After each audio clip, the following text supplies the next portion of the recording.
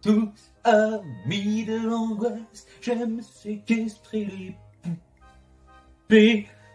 La da dédé. On avait dit pourtant, tu chantes pas, tout ça. On l'avait dit. Tu chantes pas. Bonjour à tous, amis de l'angoisse. Aujourd'hui, nous allons vous présenter un film de séquestration. Un film qui fait mal, un film qui fait peur, un film... Starved. Film que vous ne connaîtrez peut-être pas, tout simplement parce que rien que les réalisateurs, il y en a deux, ne sont pas les plus connus du monde.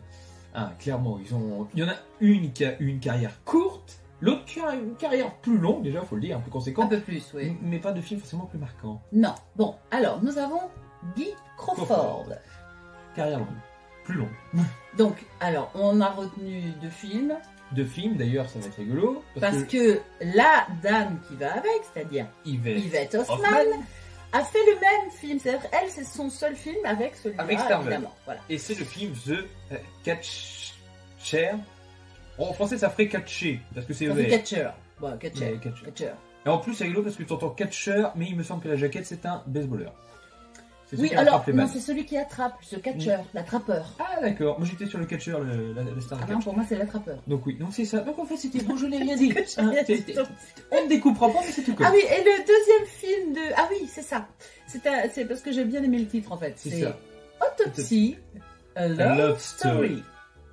Ça fait un truc entre romance et Dexter. C'est bien. C'est pas mal, c'est pas mal. J'aime bien. Donc après, il a fait plusieurs autres films. Il a fait... Oui, il doit pas avoir fait... Il a peut-être fait une petite dizaine de films. Il n'y en a pas eu oui, à peu près, ouais. Comparément à Yvette Hoffman, qui a fait donc Starved et The Catcher. Qui a fait ces deux films-là, et donc en collaboration avec Guy Crawford. Et vu qu'il existe en DVD chez nous, si je le chope, peut-être que vous aurez The Catcher des oubliés un jour. Peut-être. On sait pas. Les acteurs, donc on a pris les deux principaux, c'est-à-dire la dame là, qui a pas l'air joasse. Et qui n'est pas joasse dans le film non plus. Non plus. Et le monsieur qui la rend pas joasse. Voilà. Aussi. Donc, nous avons Lee Ann Beeman. Qui est pris pour sa plastique. Qui nous a fait des films qui sont pas forcément vendeurs. Qui sont à l'opposé de celui-là en tout cas. Oui, alors c'est très drôle d'ailleurs quand on voit ce rôle qu'elle a là, par rapport en tout cas aux films qu'elle semble faire. Qui ont l'air de films, donc c'est des thrillers, etc. Mais on va dire que sa plastique est mise en avant sur à peu près toutes les affiches. Hein. Donc on a Tropical Heat. Voilà. Et Improper Conduct. Dont la jaquette est mensongère. Je ne m'attends pas à un thriller d'action quand je vois cette jaquette. Non, on a regardé parce que non, on a hésité. Oh, la dame a fait du porno. J'ai dit bon... Si elle fait du porno, faut qu'on le sache quand même. Et ben non, en fait, pas du tout. Si vous savez le genre de jaquette qui peut vous porter préjudice, genre un Jess Franco, tu t'attends à un thriller action, mais non, c'est pas non, là c'est l'inverse. Là c'est pareil, ouais, voilà. Et donc Al Adams. Dont c'est le seul film qu'on a trouvé. On va pas être emmerdé. Et c'est dommage parce que je trouve qu'il joue bien. Et comme je le disais, parce que là on a la meilleure référence, le personnage ça va être Funny Games. Le mec qui fait propre sur soi. Il fait propre sur lui, mais en même temps il est passe-partout. Hein, c'est ça, il est d'ailleurs difficilement... Il est assez impassible de visage. Il exprime même très peu de choses, je trouve. Oui, sauf à la fin. Oui, sauf à la fin. Ouais, là il faut. Mais bon, voilà. Donc, le film, déjà, première chose à savoir, c'est dans le fait réel. Oui, alors ça c'est... Quand on regarde le film, on se dit que tout le monde fait, c'est un petit peu...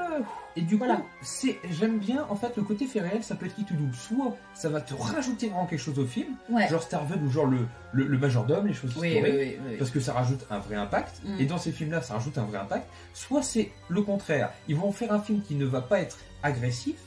La dernière maison sur la gauche. C'est pas inspiré de fait réel, si? Si, il me semble que si. Si, j'ai trouvé bien. Je trouvais bien ça. Oui, il. Mais le problème c'est que ça c'est des bons films. Et tu peux avoir des films qui utilisent le côté fait réel, mais le film est tellement plat que tu te dis, ils n'ont pas utilisé l'impact. Ils n'ont pas réussi, oui. Donc là, ça a marché. Là pour moi ça a très bien marché. Au contraire, le fait réel va rajouter un plus à un film qui aurait pu être pas passable, mais qui n'était pas un gros budget, donc qui aurait pu être plus mauvais. Qui fait un peu téléfilm. Oui, on va pas se cacher. On est un petit peu dans le téléfilm. La qualité du DVD pas, voilà. Donc je vous lis le synopsis. Qui se cache réellement derrière le visage d'ange de Scott Dawson? L'âme noire est tourmentée d'un monstre. L'esprit machiavélique et cruel d'un homme avide de passion. Tellement avide qu'il séquestre celle qu'il convoite dans un sous-sol obscur. Là, Scott Dawson soumet ses fiancés à ses désirs les plus cruels, bien décidé à les garder pour lui, rien que pour lui, pour l'éternité. Alors, il y a un truc sur lequel il ne faut pas glisser. C'est que le monsieur, il est d'une cruauté assez grande, mais il n'y a pas de gore dans ce film. Il y a quelques maquillages sur des blessures, mais dû au fait aux attaches. Voilà. La cruauté, elle est psychologique, purement psychologique. Clairement. Et il n'y a pas non plus, pour ceux qui s'y attendraient, par exemple, de scènes de viol ou d'agression sexuelle. Non, mais c'est beaucoup plus insidieux que ça. Et c'est beaucoup plus grave, je dirais, dans le sens où c'est vraiment... Et c'est ça qui est bien. C'est ça qui le diffère de beaucoup de films d'ailleurs. On n'est vraiment pas sur du physique. Non, mais parce que, bon, on a une jolie fille accrochée à des chaînes dans le fin fond d'un sous-sol. On s'attend à... Voilà, on se dit, ça y est, on est parti sur du lourd. Détraqué sexuel. Alors, on est sur du lourd, mais pas du tout dans le sens où on s'y attend, en fait. Voilà. La personne, en fait, va chercher... Et ce qui est bien, en plus, c'est qu'on cherche un peu jusqu'au bout de savoir vraiment dans sa tête. Parce qu'on s'y perd. Et on n'a pas réellement la réponse qu'on attend. Je vais vous le dire tout de suite, là, je vous fais un spoil. Hein. Enfin, moi, en tout cas, j'ai pas réellement eu la réelle réponse. Alors que lui-même, pourtant... T'as l'impression qu'il te la donne, t'as l'impression qu'il est vraiment en train de te dire c'est sous tes yeux. On pense avoir compris, on se dit ah voilà, et puis ah voilà, et en fait non, il nous perd tout le temps, il est tellement tordu le mec qu'il nous perd à chaque fois, et c'est très bien. Et c'est très bien fait, et en plus on a une survivante, on va dire comme ça, qui est face à un homme qui ne veut pas la tuer, mais qui pense agir pour son bien en lui faisant des trucs horribles. Elle boit pas. Donc Starwood affamé. Affamé, et c'est le cas de traduire ça comme affamé. Et ça va être le principe du jeu, effectivement. Voilà. On a des maquillages qui sont très rudimentaires, très basiques, mais très sympas. Sachant quand même que c'est un serial killer. Ah oui. Donc, oui, c'est pas la première. On spoil un peu, mais ce sera pas la première. Voilà. De toute façon, pour vous comprendre le but sans trop spoiler, parce que c'est un peu ça dès le début qu'on va vous expliquer. Ce n'est pas elle. Il veut briser ce qu'elle est et la reconstruire. Mais c'est vraiment des techniques qu'on aurait pu voir dans une torture plus psychologique mais politique. C'est-à-dire il veut déconstruire, détruire sa personnalité, tout ce qu'elle est, tout ce qu'elle connaît, tout ce qui est reconnu comme étant elle, on va faire, même vis-à-vis des personnes avec qui elle interagit, pour lui créer une autre personnalité. C'est assez bizarre.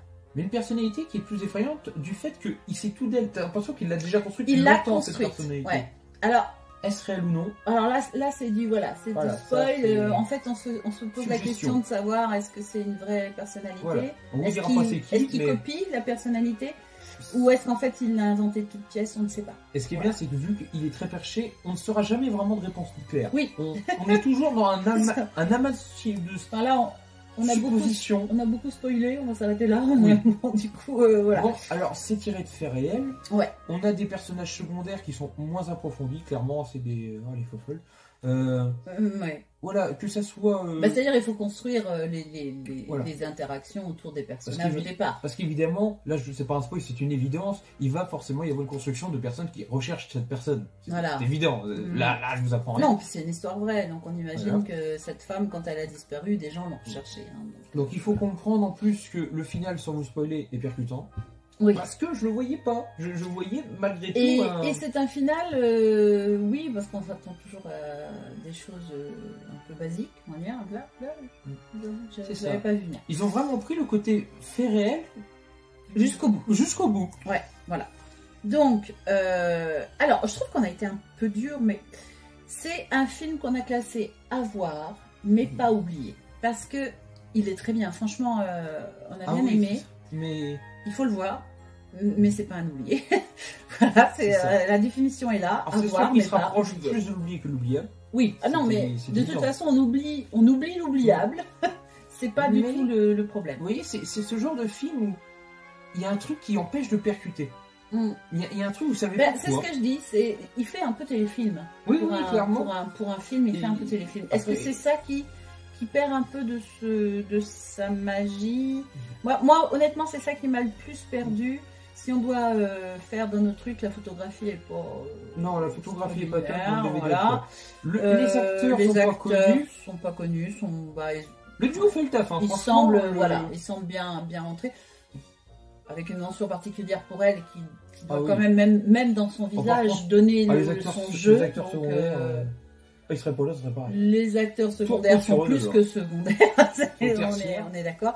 Parce que ça finit en huis clos de toute façon, donc c'est quasiment un huis clos. En fait, les effets spéciaux, il n'y en a pas. Même s'il y a quelques maquillages plutôt bien faits, les visuels sont plutôt bien faits. Et là où je vous spoil pas, hein, affamé, donc à la fin quoi. Et ben ça se voit parce que franchement on a une déclinaison vraiment de sa santé au fil des jours, ça se voit. Enfin, c'est bien travaillé à ce niveau-là. Voilà. Mon point fort pour moi, parce que ça sera pas le même que le tien, pour moi c'est l'acteur qui a fait qu'un film, parce qu'il est imprégné par son rôle. Je l'ai trouvé vraiment imprégné par son rôle. Et ben en opposition, moi je trouve que c'est elle qui porte le film. Je savais, donc c'est pour ça. Donc voilà. Donc du coup je trouve que c'est elle et qui, au début, c'est vrai que j'accroche pas forcément à son jeu, j'avoue, j'ai pas forcément accroché à son jeu, je trouve ça un peu téléfilm, hein, voilà.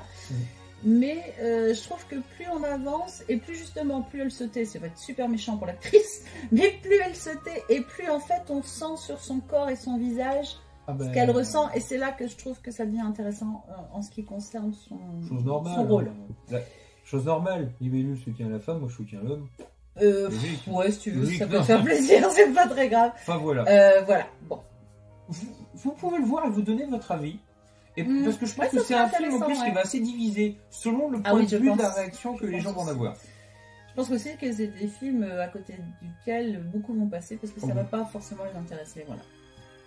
Sur ce, je vous dis tchuss. Qu'on fait tous.